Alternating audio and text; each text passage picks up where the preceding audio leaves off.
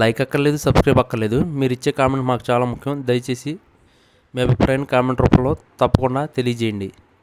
రానున్న AP municipal ఎన్నికల్లో మీ vote ఎవరికి? ఏ టీడీపీ, జనసేన, బీజేపీ కూటమికి, బి వైసీపీ పార్టీకి, సి కాంగ్రెస్ పార్టీకి.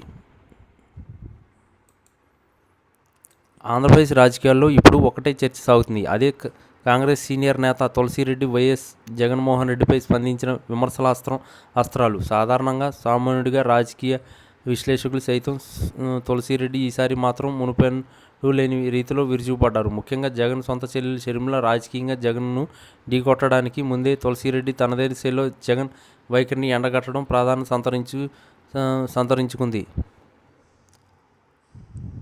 ఆయన సంబంధించిన ప్రధాన అస్త్రం ఇప్పుడు సోషల్ మీడియాలో వైరల్ అవుతుంది. అదే 11 మంది ఎమ్మెల్యేలతో అసలు నువ్వు ఏం పీకుతున్నావు జగన్ అనేది. అసెంబ్లీలో ప్రతిపక్ష హోదా రాలేదని సభకు వెళ్లడం మానేసి జగన్ తీరును ఆయన తీవ్రంగా తప్పుపట్టారు. ప్రజా సమస్యల మీద పోరాడాల్సిన బాధ్యతను గాలికొదిలేసి కేవలం హోదా కోసం పాకులాడడం ఏంటని ఆయన సూటిగా ప్రశ్నించారు.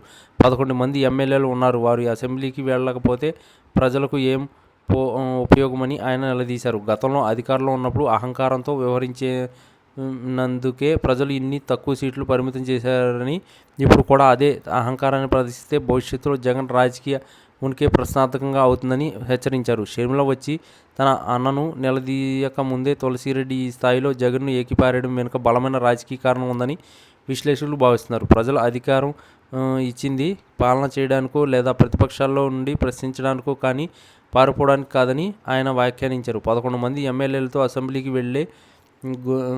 వెళ్తే గొంతు నొక్కేశారని భయం ఉంటే అది నీ బలహీనతే అవుతుందని తప్ప చంద్రబాబు తప్పు కాదని ఆయన తేల్చి చెప్పారు. అసెంబ్లీకి వెళ్లకుండా ఇంట్లో కూర్చుని ట్వీట్లు చేస్తున్నో లేదో ప్రెస్ మీట్లు పెడితేనో సమస్యలు తీరవని, కనీసం ఆ 11 మందితో కలిసి సభలో గళం విప్పకపోతే ఆ ఎమ్మెల్యేల పదవులు రాజీనామా చేయాలని ఆయన డిమాండ్ చేశారు. జగన్ అహంకారం ఎంతలా ఉందంటే రాజ్యాంగబద్ధమైన వ్యవస్థలను కూడా లెక్కజేయని రీతిలో ఆయన వ్యవహరిస్తున్నారని తులసిరెడ్డి ధ్వజమెత్తారు.